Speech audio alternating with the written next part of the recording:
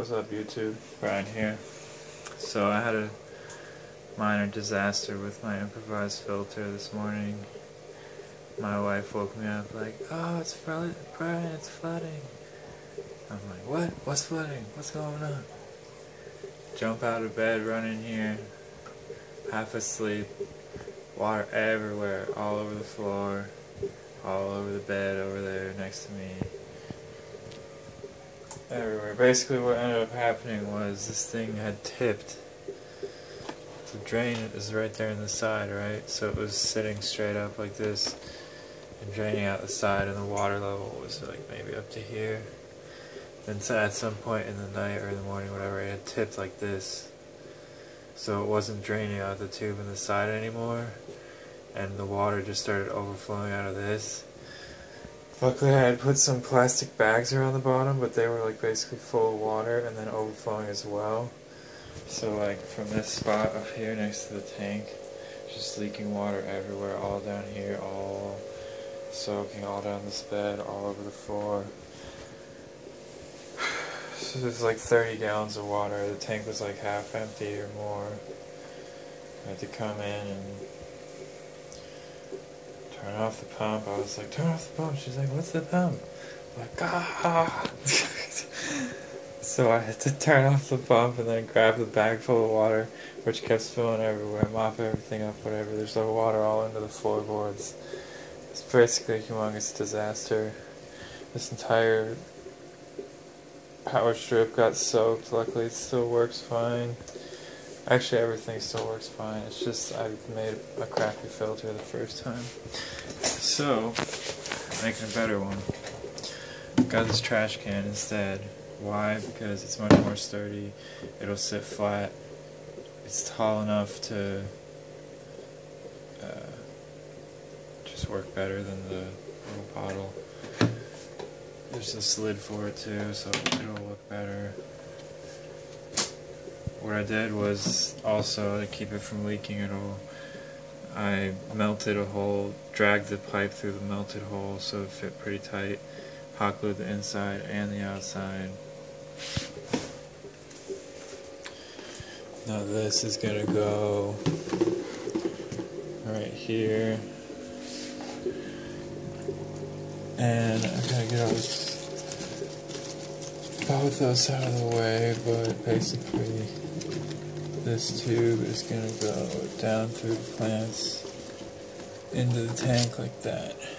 So the air pump will be on this side. I've got it balanced on some bricks because the books that it was sitting on got completely soaked, and those were the landlords also, so that sucks. They're like ruined, but whatever, hopefully you won't notice. And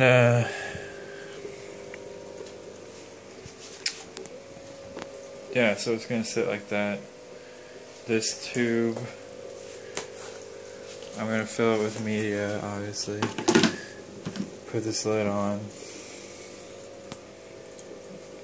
as such. Sorry, it's kind of hard to see what I'm doing while I film this at the same time. This tube is gonna run up into here somehow like that, pretty much. I don't know, I might put it like so it looks better like that, so it kind of like blends in more or something like that. I might even zip tie it actually, like right here, so that it's pretty hard to see. And yeah, this will run in here, probably curl around on top of the media, and then the water will drain back in. Hopefully it's big and sturdy enough, it doesn't seem like it's going to tip. And even if it did tip a little bit, it's not like that bottle, it doesn't have like cuts and holes in it and stuff, so it would have to fill all the way up. I'm going to do a different media mix this time as well. I'm going to put this stuff in the bottom, so just like these, I don't know, like ceramic donuts and volcanic rock and stuff like that in a mesh bag. I'm going to put that in the bottom I don't know, I'm going to put it somewhere. Basically, I'm going to try to make it so that it's easier for the water to flow out the thing, so there's less chance of it getting clogged. But I'm going to work on that now. I'll show you guys in a few minutes what it looks like. Alright, so I put a few pieces of foam on the bottom, went and rinsed this bag of filter media, and now this is level with the outflow. And then I'm going to put this smaller piece of sponge on it this way, so there's a gap on this side. And then I have one more piece of sponge from the old filter, which I'll put this way. And then I have this small piece, jam in there.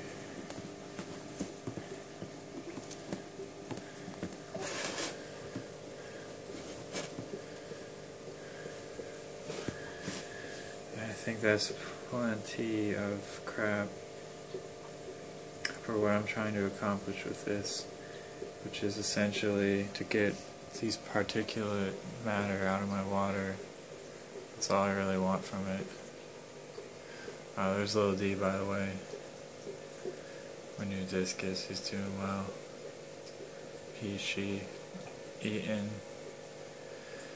Congo tetras are getting moved soon. I finally decided to quit being lazy and bite the bullet.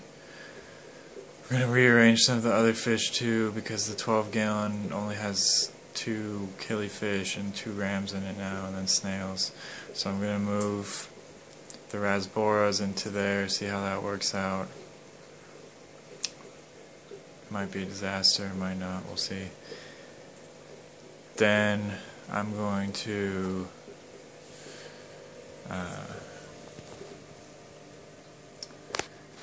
move the Congos into the 45, and hopefully it will be okay. And I'm going to move the ram into here as well.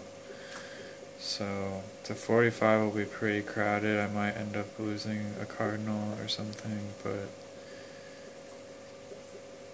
I want this tank to be just for the cichlids and the cory cats, the South American cichlids.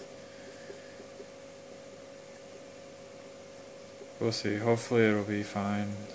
I mean, the 45 doesn't have that many fish in it right now. So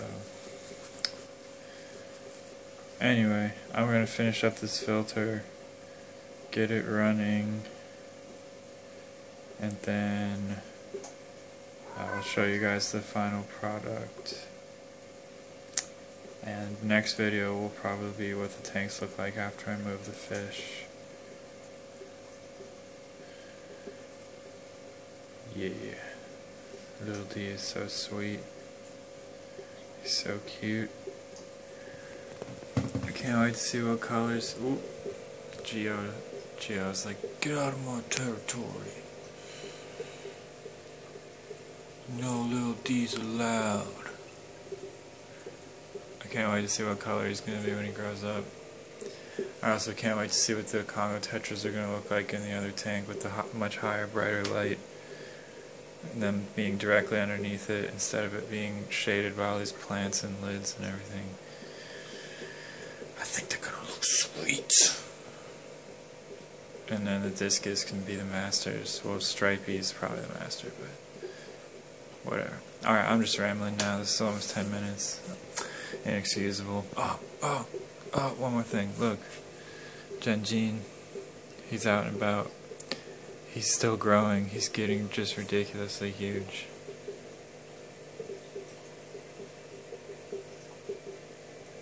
I know the glare's pretty bad, but look at him compared to the cobalt discus.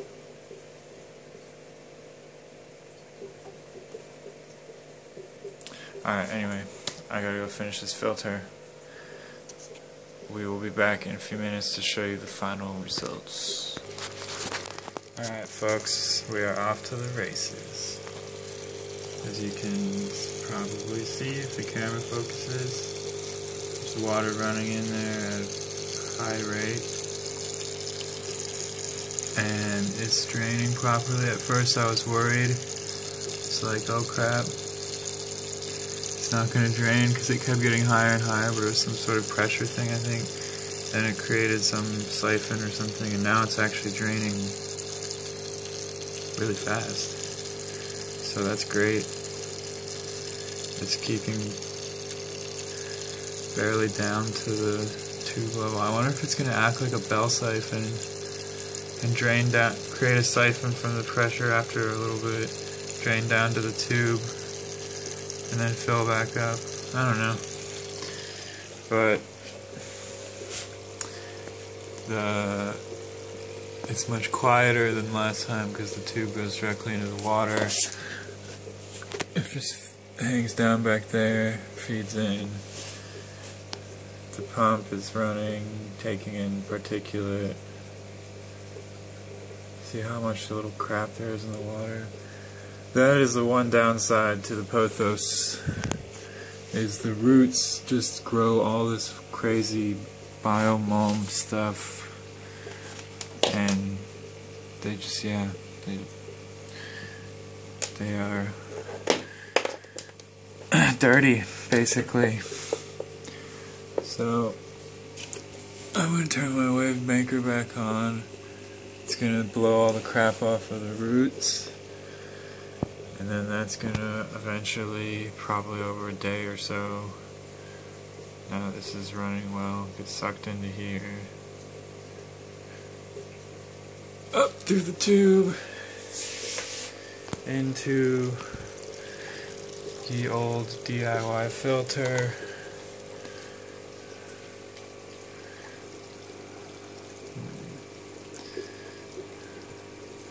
I may cut a notch in the lid so that this lid will close all the way. It'll be even quieter. And I'm going to replace my... Whoa! There's Genjin. Look at him crawling. I'm going to replace my air pump because I realized it's really freaking loud. Like when the disaster happened this morning, I replaced the books with some bricks. When the disaster happened this morning, I had to my wife just turned off the whole power strip. So when I came here, I like freaked out for a second because like the tank was draining. The air was off, and it was like down to here, and there's just water like pouring everywhere. I was like, oh my god, turn off the pump. So then I was like trying to get enough water cleaned up to where I could turn the air back on before the fish suffocated from being in hot water that was like down to the tops of their fins, then, you know, no circulation or whatever. Anyway, that was crazy. And I forget why I was even talking about it. I mean, I had a point to make, but whatever. So, yeah, that's it for the DIY filter. A pump. Ooh, where's my finger? A pump. Running a tube up into this trash can, which is full of filter media. There's a hole cut, melted in the side. Careful while you're doing that. I burnt the crap out of my finger because I wasn't paying attention very well, or wearing gloves or anything. And a piece of burning plastic fell onto the tip of my finger and burnt like a little hole in my skin.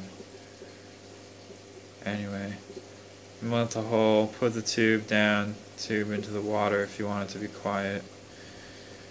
And like I said, I'll probably cut a notch in the lid just so that the tube fits in there with the lid closed. Or maybe I'll just drill a hole or cut another hole and then run the tube over the top. Whatever, I just don't want to mess with it anymore right now. Pothos is like growing up there, like I said before, turning into vines.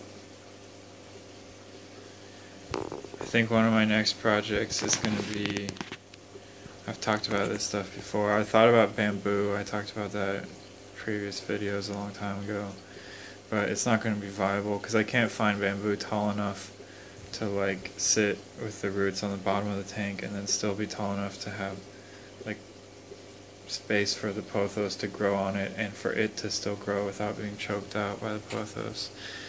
So I'm thinking instead of that, I'm going to replace the bar that they're on right now with like a whole PVC lattice with like maybe 3 tiers or 4 tiers, and it'll just sit on the tank like this one does now, except instead of being flat, it'll have a bar, another bar, and another bar, and then I'll run the vines up the lattice and zip tie them onto it, so it'll be like a wall of pothos up behind the tank, and that way the light will actually get to the tank, because right now it's like a good majority of the light is getting blocked out by all the plants, and like it's hard to see the fish.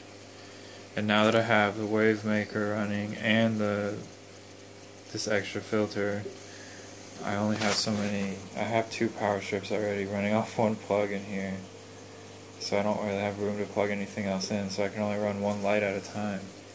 So it's kind of, I guess that the fish don't mind, but I don't like it as much.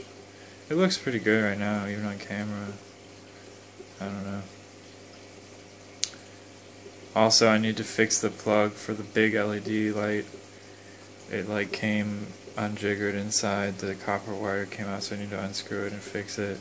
So right now I'm just running the yellowish white LED strip instead, which is also pretty bright, but it's angled back to face the pothos instead of facing the tank, so it's even darker in the tank. But I don't know, I guess you guys tell me, what do you think? Does it look good or not? My plan is to build that lattice, like I said, replace the plug so that I can have the brighter light. I'm actually thinking of just taking the one that's on right now out completely, buying another 120 centimeter, which is the length of this tank, like bar LED, like I have one of in there already, chaining it to the one I already have, because you can do that. You can connect them on the end and then run them off of 1 plug, and that way I would get 2 lights going off of 1 plug. It would be brighter in the tank and just better overall. And once I get the lattice for the pothos going, this tank will look pretty sweet, I think. I'm happy with the wood layout finally. I like the 2 clumps. Just, I don't know, it's like visually pleasing. It mostly hides the 2 filters, and it gives 3 areas to swim.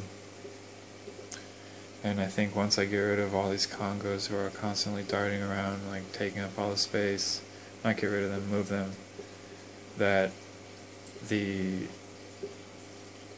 discus will be hanging out in these spots where I can see them a lot instead of going to the back. And I like how the geophagus like makes his layer underneath this.